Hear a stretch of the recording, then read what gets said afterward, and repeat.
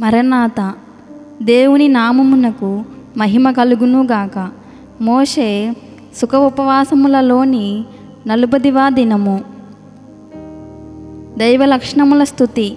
నాతో చెప్పండి. దేవా, నీవు అనాది వ్యక్తివై ఉన్నావు. నిన్ను ఎవరూ కలుగు చేయలేదు. నీ అంతటా నీవే ఉన్నావు గనుక నీకు వందనములు. దేవా, నీవు వెలుగై ఉన్నావు. అందుచేతనే సూర్య, చంద్ర, నక్షత్రములకు వెలుగునిచ్చినావు. జీవులలో కండ్లకు వెలుగునిచ్చినావు గనుక నీకు స్తోత్రములు.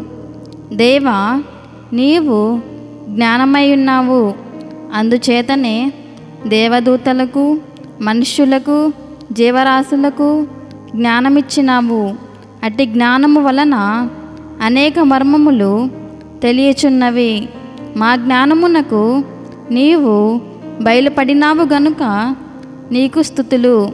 దేవా, నీవు ప్రేమవై ఉన్నావు గనుక జీవరాశులు ఒకదానినొకటి ప్రేమించుకొనుచున్నవి.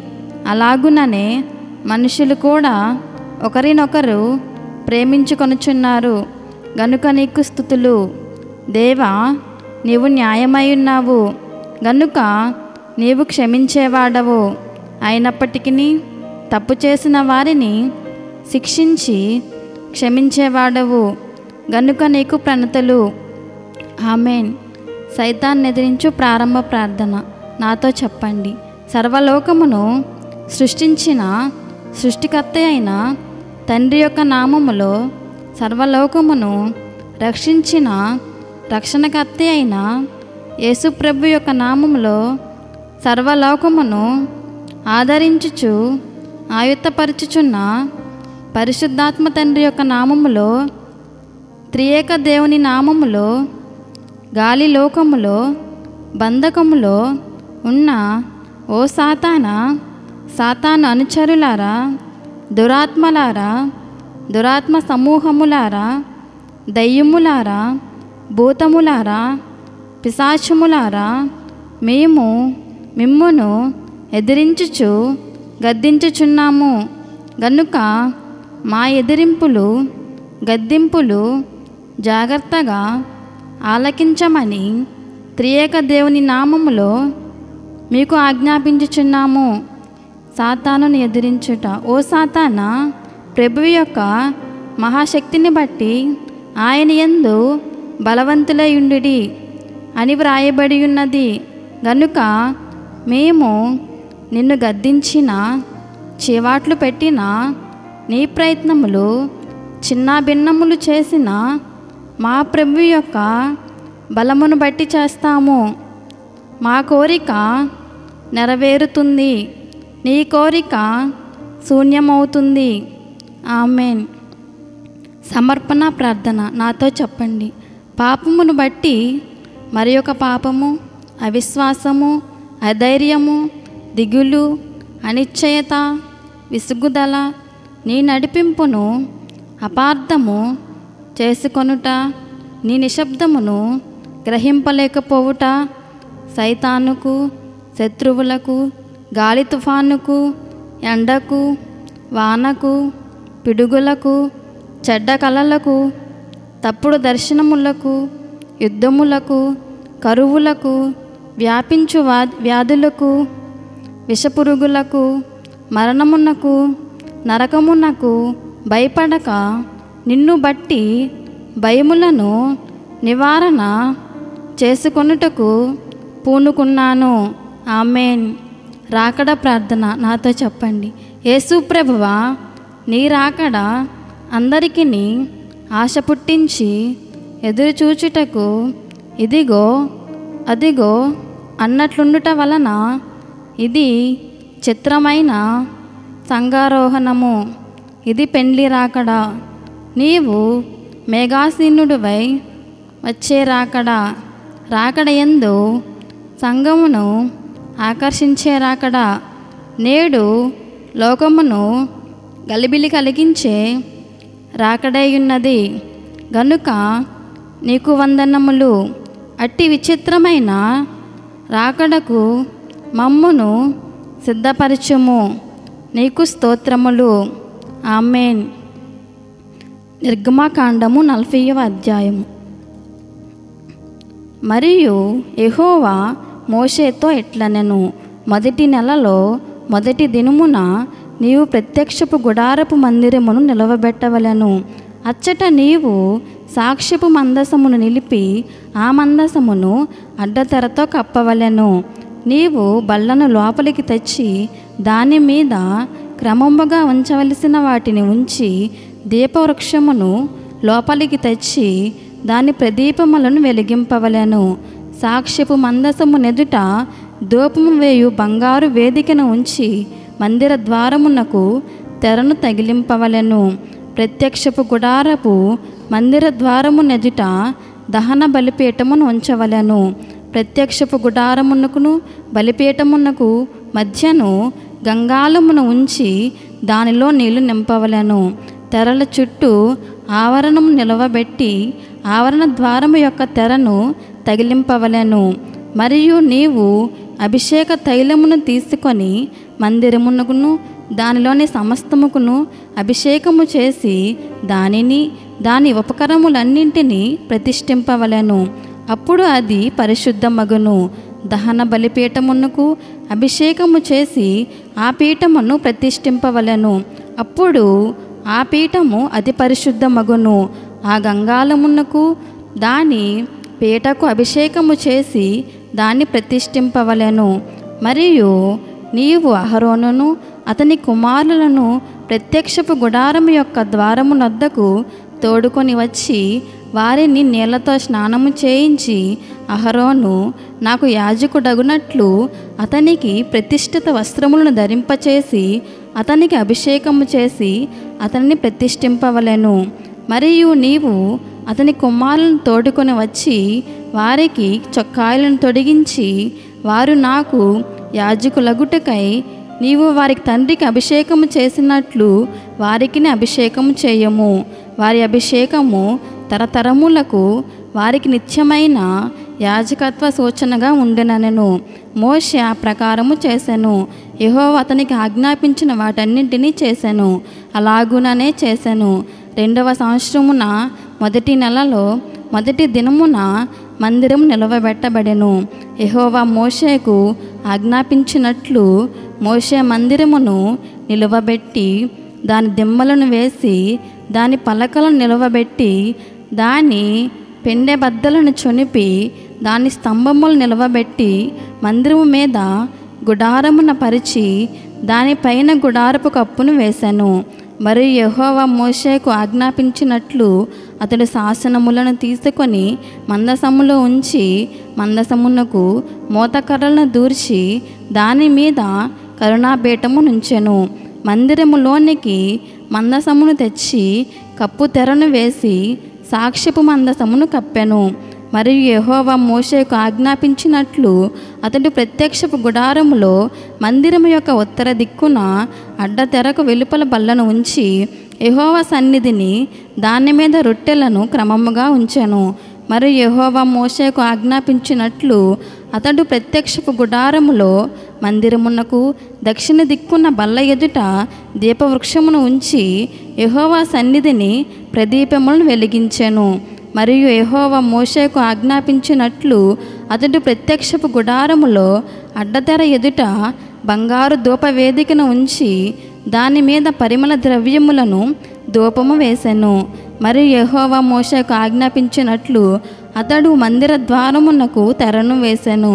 అతడు ప్రత్యక్షపు గుడారపు మందిర ద్వారమునద్ద దహన బలిపీఠమును ఉంచి దాని మీద దహన బలి నర్పించి నైవేద్యమును సమర్పించెను.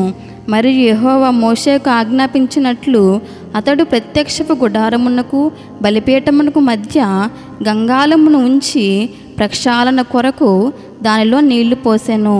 దాని యొద్ద మోషేయు అహరోనును అతని కుమారులను తమ చేతులను కాళ్ళను కడుగుకొనిరి.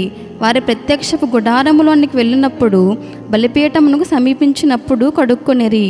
మరియు అతడు మందిరమునకు బలిపీఠమునకు చుట్టూ ఆవరణము ఏర్పరిచి ఆవరణ ద్వారపు తెరను వేశాను. అలాగున మోషే పని సంపూర్తి చేశాను. అప్పుడు మేఘము ప్రత్యక్షపు గుడారమును కమ్మగా యెహోవా తేజస్సు మందిరమును నింపెను. ఆ మేఘము మందిరము మీద నిలుచుట చేత మందిరము యెహోవా తేజస్సుతో నిండెను. గనుక మోషే ప్రత్యక్షపు గుడారములోనికి వెళ్ళలేకుండెను. మేఘము మందిరం మీద నుండి పైకి వెళ్ళినప్పుడెల్లాను ఇశ్రాయేలీలు ప్రయాణమైపోయేరి. ఇదే వారి ప్రయాణ పద్ధతి. ఆ మేఘము పైకి వెళ్ళని ఎడల అది వెళ్ళు దినము వరకు వారు ప్రయాణము చేయకుండిరి. ఇశ్రాయేలీయులందరి కన్నుల ఎదుట పగటి వేళ యెహోవా మేఘం మందిరం మీద ఉండెను, రాత్రి వేళ అగ్ని దాని మీద ఉండెను. వారి సమస్త ప్రయాణములలో ఇలాగుననే జరిగెను. ప్రార్థన. తండ్రి, నీ ఏర్పాటులోనున్న మోషేను నీవు అన్ని స్థితులలో కాపాడినావు. నీ జీవమును ఆయన జీవితంలో ధారపోసినావు. అలాగున మేమును నీతో నిత్యముండుటకు నేడు నీ వాక్యసారము మాలో పోయుటకు మాతో మాట్లాడమని యేసునామమున వందించుచున్నాము. ఆమెన్. యేసేపు ఐగుప్తుకు ఇశ్రాయేలును తీసుకొని పోవుట. నిర్గమకాండము 2వ అధ్యాయము 1వ వచనము. మోషే ఇశ్రాయేలీలను ఐగుప్తు నుండి తీసుకుని వెళ్ళుట. లేవి వంశము వాడు ఒకడు వెళ్ళి లేవి వంశంలో స్త్రీని వివాహం చేసుకొనెను. జకర్యా లేవి కుటుంబము. అహరోను కుటుంబములోని ఎలిజబెత్తు యాజక కుటుంబము. వారి కుటుంబంలో పుట్టిన యోహాను వంటి గొప్పవాడు ఎవడునూ లేడు. మోషే కూడా లేవి కుటుంబంలో పుట్టినాడు గనుక మోషే వంటి వారు ఎవరూ లేరు. వానిలో దేవుని ముఖము చూచి నీటిలో 3 నెలలు దాచినారు. చిన్న బిడ్డను 3 నెలలు దాయుట అద్భుతముగా ఉన్నది. మోషే చరిత్రలో ఆయన జీవితము ఎంత అద్భుతముగా కనబడుచున్నది. పక్షులు కొన్ని రోజులు ఎగురును, జంతువులు కొన్ని దినములలో నడిచిపోవును. మనిషి ఎంతకాలము బ్రతికినా తనకు తాను నడవలేడు. మనము క్రీస్తు వలన పుట్టిన వారము కాము. అయినను నైలు నదిలో విడిచి దేవుని కాపుదలకు అప్పగించినారు. ఇప్పుడే కాపాడు, మనలను అన్ని పాపములు చుట్టియున్నవి. ఎంత అద్భుతముగా కాపాడుచున్నాడో మనకు ఈయన చరిత్ర వలన తెలుసును. అయినను శత్రువుల చేతుల్లో పెంచుతున్నాడు. కూలికి వచ్చిన తల్లి సొంత తల్లి, జీతము మీద వచ్చినది. విద్య చెప్పిన తల్లి రాణి. మిరియాము తన అక్క, రాజుగారి యొక్క కూతురు. చేతుల్లో తాను పెరగక కత్తి చేతిలో నుంచి తప్పించుకొనుచున్నాడు. దేవుని విద్య మనము నేర్చుకొనకపోతే పిశాచి విద్యకు అప్పగించడం జరుగును. మొదటిది పెంపుడు తల్లి విద్య, రెండవది సొంత తల్లి విద్య, మూడవది ఐగుప్తు విద్య, నాలుగవది స్వంత తల్లి పాలిస్తుంది. ఈ స్వంత తల్లి విద్య పైకి తీసుకొని వచ్చెను, మహిమలోనికి వచ్చెను. తల్లి ఒకటి, పిల్ల ఒకటి. తల్లి పాల వలన శరీరంలో యూదా వంశంలో పెరిగినవాడు ఐగుప్తు పాలు దొరికినా పాడైపోవును. తల్లి పాలు గల విద్య దేవుని గ్రంథమైన బైబిలు. ఇతర పుస్తకములు జ్ఞానము, ఉపాయము ఇవ్వవచ్చును గాని విశ్వాసము, ప్రేమ ఇవ్వలేదు. చెరలో నుంచి స్వతంత్రంలోనికి నడిపించాడు. ఈయన రాజుగారి కొడుకుగా చూపించుకోవాలని వెళ్ళాడు. అప్పుడప్పుడు మనము పొరపాటులు చేస్తాము. మన స్వంత శక్తితో ఏమీ చేయలేము. ఈయన 120 సంవత్సరములు బ్రతికాడు. 40 సంవత్సరములు ఐగుప్తులో, 40 సంవత్సరములు గొర్రెల కాయుట, 40 సంవత్సరములు ఇశ్రాయేలును నడిపించుట. మన బ్రతుకులో మనము తెలుసుకున్నవి అంత ఎక్కువ సహాయం చేయలేవు గాని యేసు ప్రభువే ఎక్కువ సహాయం చేయను. ప్రభువు భక్తి ఎక్కువ ఉన్నందున కీడు చేస్తాము, అది నేరమే. ఈయన ఒకని చంపినందున ఇతనికి శిక్ష రావలసినది. పొద కాలిపోతున్నట్లున్నది కానీ కాలిపోలేదు. దేవుని బిడ్డలకు కష్టములు వచ్చినా కానీ వారు నశించరు. కష్టములు విస్తరించి కొలిది వారు ఫలిస్తారు. కష్టములు ఉండుట వలన తన స్థితి అంతా మనిషి తెలుసుకుంటాడు. ఇక్కడ సిద్ధము చేసిన తరువాత దేవుడు ఐగుప్తు పంపుతున్నాడు. మనము చేసిన పాపములు 1 సంవత్సరంలో పోవు, 10 సంవత్సరములలో పోవు. మనకు జ్ఞాపకము వచ్చును. దేవుడు క్షమించిన పాపములు మోషే జ్ఞాపకము తెచ్చుకున్న ఎడల అది మరిచిపోమ్మన్నను మరువనట్లే దేవుడు చేయడు. మనిషికి ఎంత సహాయం చేస్తాడు, ఎంత ప్రేమిస్తాడు. ఎంత చెడ్డవానైనా లోబడితే ఎంత పని అయినా దేవుడు చేయించును. మనిషి కర్రవలే ఉండి దేవుడు పట్టుకోకపోతే పాములాగగును. మనిషి పట్టుకోకపోతే మనసును వంకరగా తిరుగును. మనము కర్రవలే లేవాలి. కర్రలో జీవము లేదు గాని పట్టుకుని వానిలో జీవము లేదు. షునేమియురాలు ఎలీసా కర్ర పెట్టగా బ్రతుకలేదు. ఎందువలన పట్టుకునే వానిలో జీవం లేదు? మనము స్వతంత్రత కావాలని కోరము. పరో దాసత్వం చేయించుకొనుటకు ఉంచుకుంటాడు. 10 అద్భుతములకు లొంగలేదు. మనము లొంగకపోతే మనకు కష్టం వస్తుంది. విడుదల పస్కా పండుగ చేయుట వలన క్రీస్తు యొక్క రక్తము మనలను సకల పాపముల నుండి విడిపించును. రక్తము వలన పాప పరిహారము, రక్తము వలన జయము కలుగును. పగలు మేఘస్తంభము, రాత్రి అగ్నిస్తంభములో నుండి మోషే ద్వారా దేవుడు నడిపించాడు. ఈ 40 సంవత్సరములు దైవ సంబంధమైన చరిత్ర వాక్య భోజనం పెట్టాడు. ఐగుప్తులో శరీర సంబంధమైన కట్టడ ధర్మశాస్త్రము మోషే ద్వారా కలిగెను. కృపయు సత్యమును క్రీస్తు ద్వారా కలిగెను.